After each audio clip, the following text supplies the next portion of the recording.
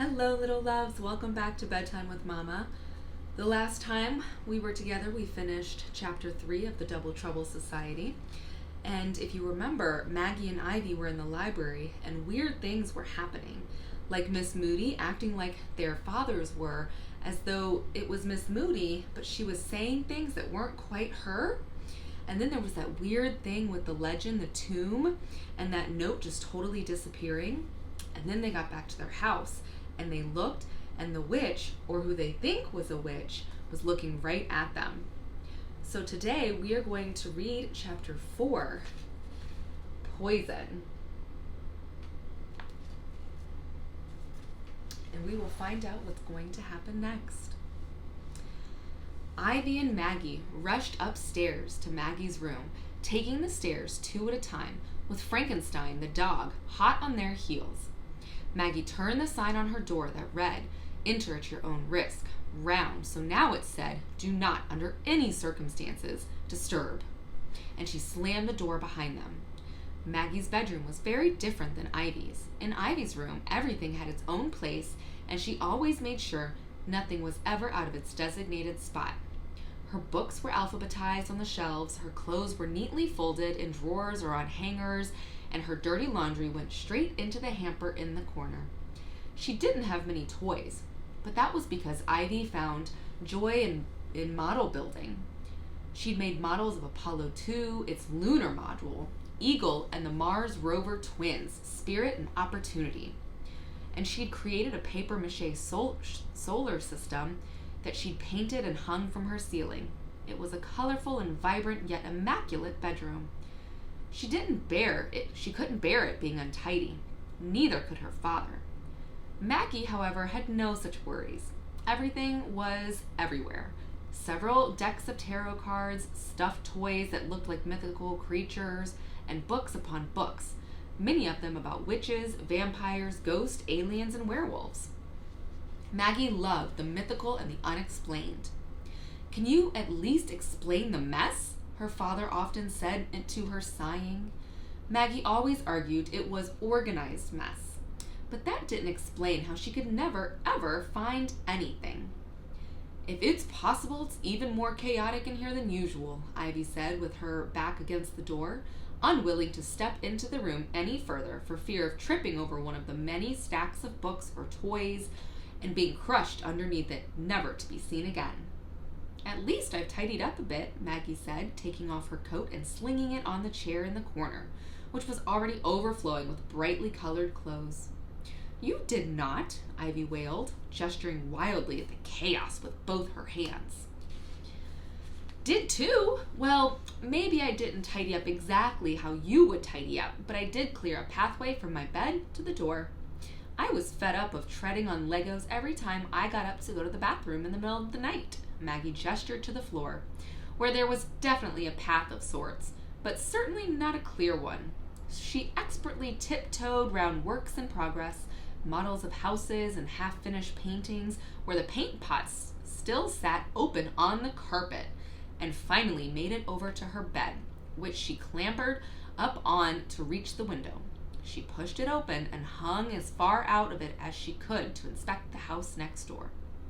The wind was howling, and there was a rumble of thunder above them that sounded angry and threatening. Her hair was whipped into such a frenzy by the wind that she had to hold it down with her hands to be able to see properly.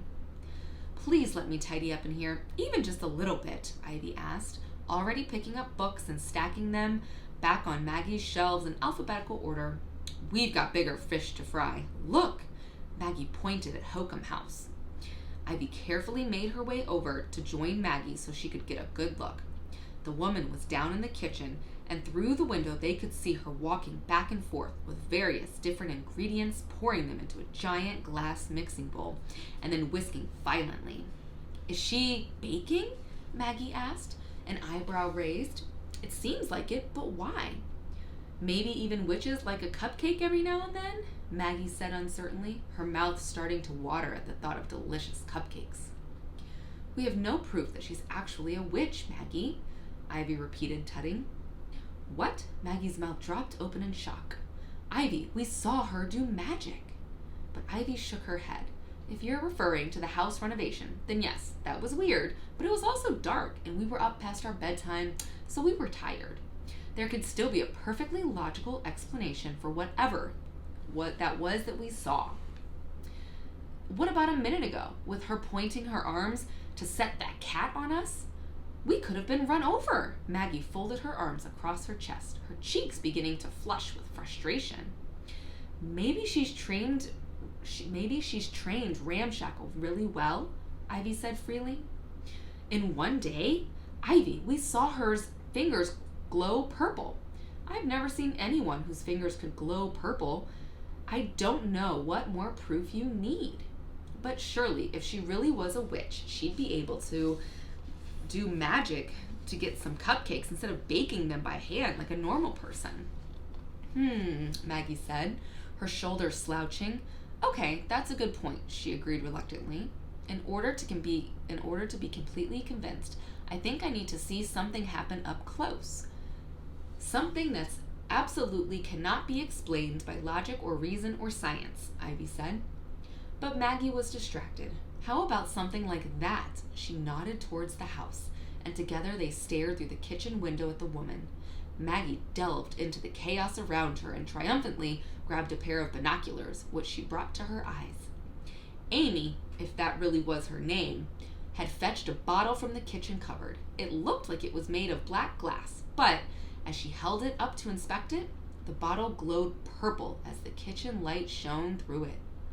Amy turned the bottle in her hand, and through her binoculars, Maggie could read the label.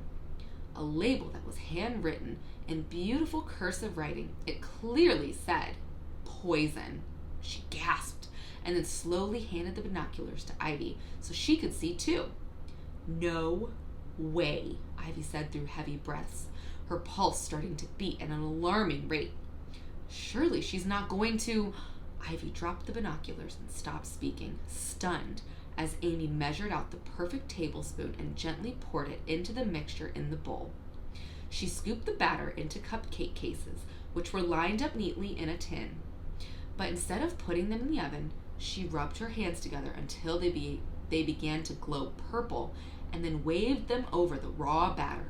Slowly but surely, the gooey cupcakes began to bubble and rise until they turned a beautiful golden brown.